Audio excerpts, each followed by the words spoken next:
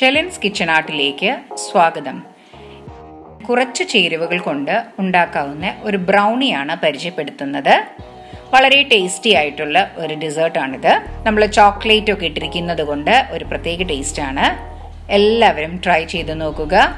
നിങ്ങൾക്ക് ഇഷ്ടപ്പെട്ടെങ്കിൽ ലൈക്ക് ചെയ്യാനും ഷെയർ ചെയ്യാനും സബ്സ്ക്രൈബ് ചെയ്യാനും സപ്പോർട്ട് ചെയ്യാനും മറക്കരുത്.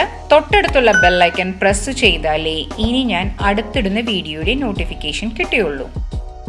ബേക്കിംഗ് ട്രേ എടുത്തിട്ടുണ്ട്. അതിലേക്ക് ബട്ടർ പേപ്പർ വെച്ച് കുറച്ച് ഓയിൽ ചേർത്ത് എല്ലാ സൈഡിലേക്കും നന്നായിട്ട് ഒന്ന് ഗ്രീസ് ചെയ്ത് നമുക്കിത് മാറ്റി വയ്ക്കാം. ബൗളിലേക്ക് 1/2 കപ്പ് മെൽറ്റഡ് ബട്ടർ ചേർക്കാം.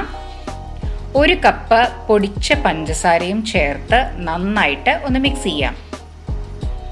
ഇപ്പോൾ നന്നായിട്ട് മിക്സ് ചെയ്തെടുത്തിട്ടുണ്ട്. ഇനി അതിലേക്ക് ഒരു കോഴിമുട്ട ചേർക്കാം. നന്നായിട്ട് ഒന്ന് മിക്സ് ചെയ്യാം. ഇപ്പോൾ നന്നായി മിക്സ് ചെയ്ത് വന്നിട്ടുണ്ട്.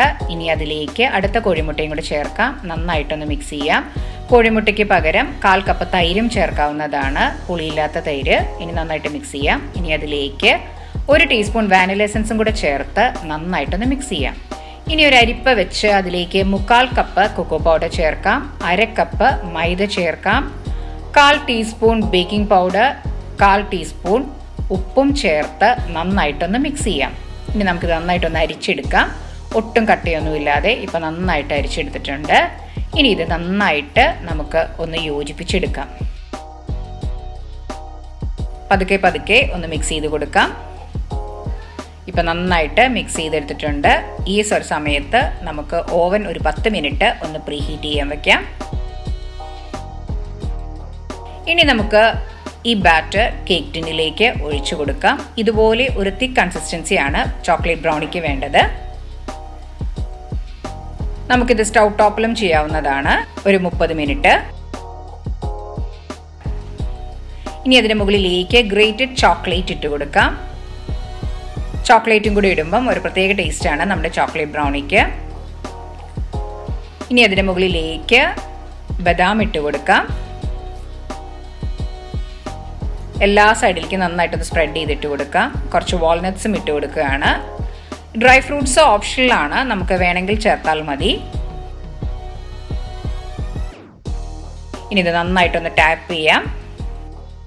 ഇനി നമുക്ക് ഓവനിൽ വെച്ച് ഒരു 30 മിനിറ്റ് 180 ഡിഗ്രി സെൽഷ്യസിൽ നമുക്ക് ഇതൊന്ന് ബേക്ക് ചെയ്തെടുക്കാം. ഇപ്പോൾ 30 മിനിറ്റ് കഴിഞ്ഞു. ഇപ്പോൾ നമുക്ക് ഒരു ടൂത്ത് പിക്ക് കൊണ്ട് ഒന്ന് കുത്തി നോക്കാം. ഇപ്പോൾ നല്ല പെർഫെക്റ്റ് ആയിട്ട് ബേക്ക് ചെയ്ത് വന്നിട്ടുണ്ട്. ഇനി നമുക്ക് കേക്ക് ടിന്നിൽ നിന്ന് മറ്റൊരു പ്ലേറ്റിലേക്ക് മാറ്റാം. ഇപ്പോൾ നമ്മുടെ ബ്രൗണി നല്ല പെർഫെക്റ്റ് ഷേപ്പിൽ കിട്ടിയിട്ടുണ്ട്. നമുക്കിത് കാണുമ്പോൾ തന്നെ അറിയാം നല്ല പെർഫെക്റ്റ് ആയിട്ടാണ് കിട്ടിയിരിക്കുന്നത്. മുകളിൽ നമ്മൾ ഗ്രേറ്റഡ് ചോക്ലേറ്റ് ഒക്കെ ഇട്ടിരിക്കുന്നത് കൊണ്ട് ഒരു പ്രത്യേക ടേസ്റ്റ് ആയിരിക്കും ഈ ബ്രൗണിക്ക്. പെട്ടെന്ന് തന്നെ ഉണ്ടാക്കാൻ പറ്റുന്ന ഒരു ഡെസേർട്ടാണിത്. നമുക്കിത് സ്ക്വയർ ഷേപ്പിൽ മുറിച്ചെടുക്കാം. വളരെ സോഫ്റ്റ് ആയിട്ടുള്ള ഒരു ടെക്സ്ചറാണിത്. ഡ്രൈ ഫ്രൂട്ട്സ് ഇടുമ്പോൾ ഒരു പ്രത്യേക ടേസ്റ്റാണ്.